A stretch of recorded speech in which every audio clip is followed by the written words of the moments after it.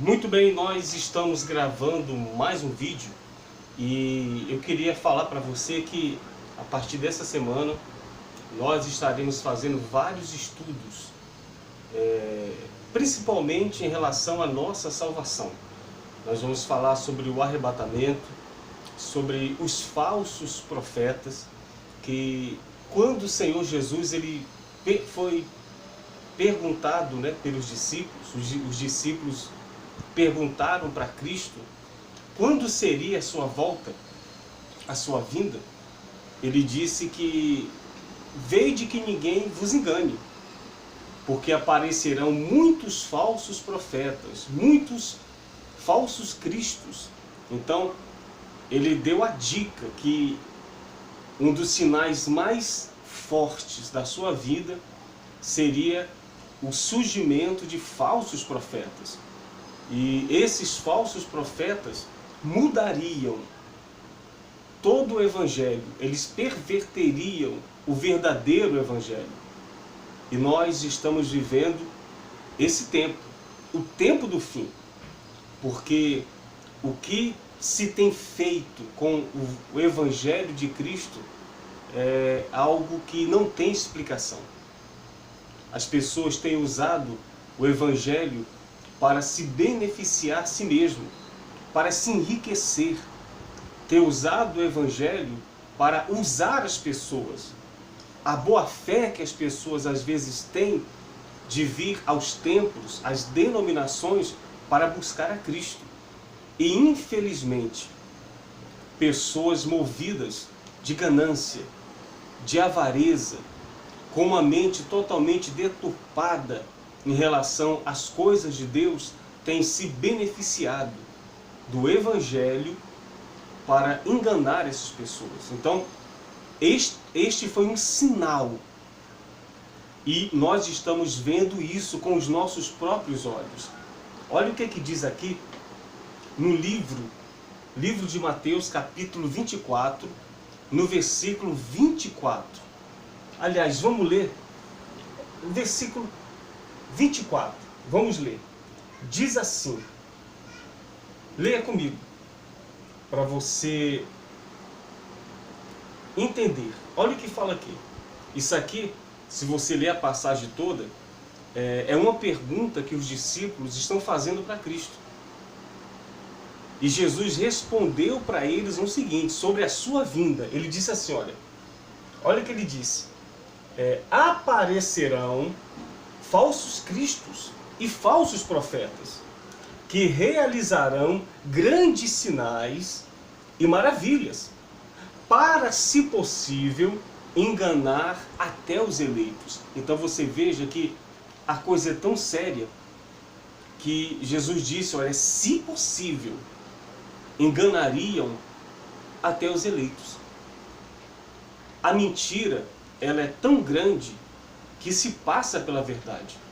E tem enganado muita gente. Por isso que ele disse que, se possível, enganariam até os eleitos. Se possível. Então isso quer dizer que há possibilidade disso acontecer. Então, se possível, enganariam até os eleitos. Então, nós vamos fazer, a partir dessa semana, o estudo sobre o arrebatamento. Nós vamos fazer um estudo muito forte sobre os falsos profetas, um estudo mesmo, explicando como eles atuam, como eles fazem para enganar as pessoas. E isso foi o primeiro sinal que Jesus ele disse da sua vinda, é o crescimento, a multiplicação de heresias, de falsos profetas, de mentiras. Então nós vamos fazer esse vídeo, tá legal? Mas hoje eu queria falar algo muito importante a respeito da salvação, sobre a sua salvação, a nossa salvação, tá bom? Eu queria que você abrisse a sua Bíblia no livro de Tessalonicenses. Tessalonicenses, no capítulo 4. Abra aí, por favor. Tessalonicenses, no capítulo 4, do versículo 13 ao versículo 18. Fala sobre o arrebatamento da igreja, que na verdade é a verdadeira promessa de Cristo para a sua igreja. Ele deixou bem claro para os discípulos: eu irei para o Pai, e quando eu haver preparado lugar para vós outros, eu voltarei para vós outros. Então, olha a promessa de Cristo, a promessa do arrebatamento. Então, eu queria falar um pouco sobre o arrebatamento da igreja. E pode ter certeza, tão certo como o ar que você respira, nós estamos nos aproximando disso. Cristo, Ele está às portas. Isso sem dúvida. Ele vai vir buscar a sua igreja, porque foi pela sua igreja que Ele morreu e Ele se entregou. Ele amou a sua igreja de tal maneira que por ela se entregou. Então, a promessa de Cristo em relação à sua igreja, ela está para se cumprir. Ela está para se cumprir. E é isso que muitas pessoas não entendem. A igreja do Senhor Jesus, ela tem um papel fundamental, tanto no Novo Testamento, em que nós vivemos hoje, a época da graça, e um papel fundamental também para os heróis da fé do passado. Somos nós que completamos eles. Eles são completados na fé através de nós. Porque no livro de Hebreus diz que todos eles morreram com a promessa. Eles morreram com a promessa. Abraão, Isaac, Jacó, Davi, Sansão, Moisés, todos os patriarcas, os profetas, os reis, eles morreram com a promessa. Mas a Bíblia diz que sem a concretização da promessa. A promessa só veio a se cumprir por causa da igreja. A igreja completa os antigos. A igreja completa a Abraão, a Isaac e Jacó. Então, eles viveram a promessa. Mas nós vivemos hoje não a promessa. Nós vivemos a concretização da promessa. Que isso se cumpriu através da morte e ressurreição do nosso Senhor e Salvador Jesus Cristo. Então, a igreja não vive promessa. A igreja, ela vive a concretização da promessa. É isso que nós temos que entender. E outra, nós somos a noiva de Cristo. Nós somos a igreja de Cristo. E é a noiva, é a igreja que Cristo ele vem buscar. Olha o que diz aqui. Vamos ler. Eu vou ler aqui no computador, que a letra está um pouco maior, fica melhor para a gente ler.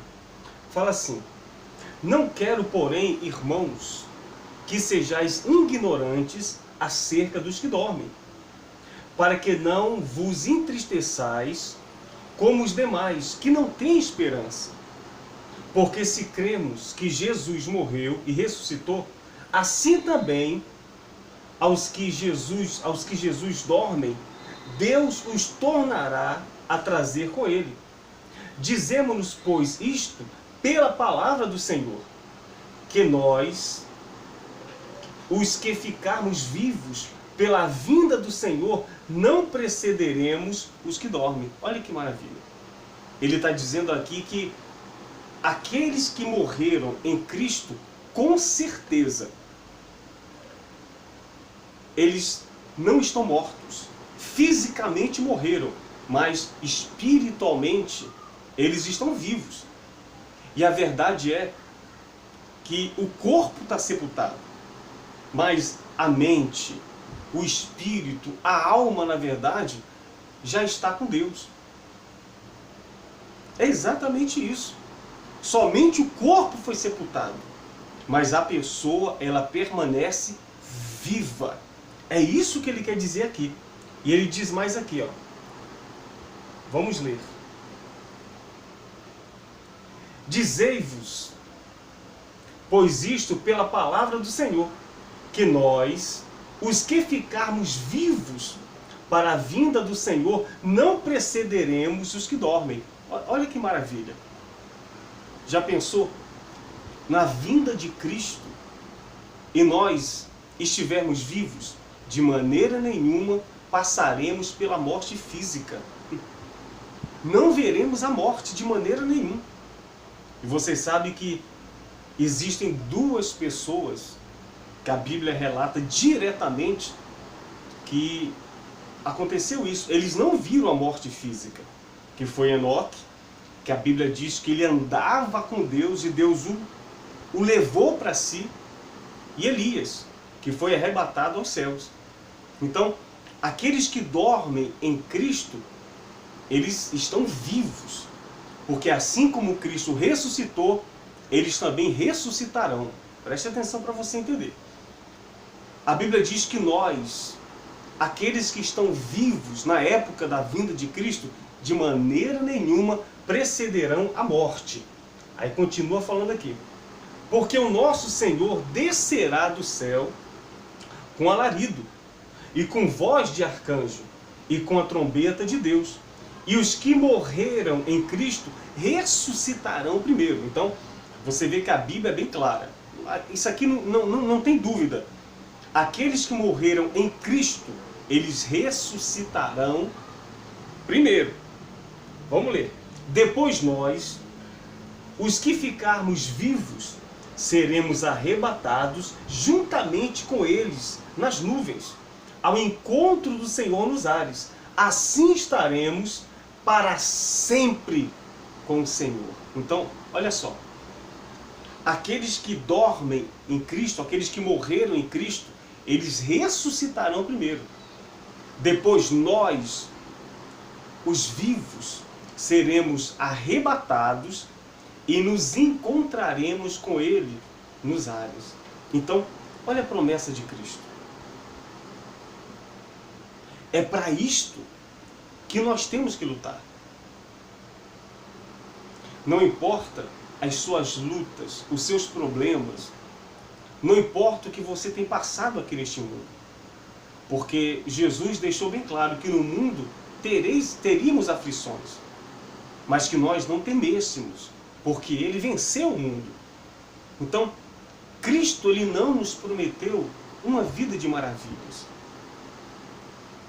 Mas a promessa clara que Ele deixa para a sua igreja é exatamente isto aqui.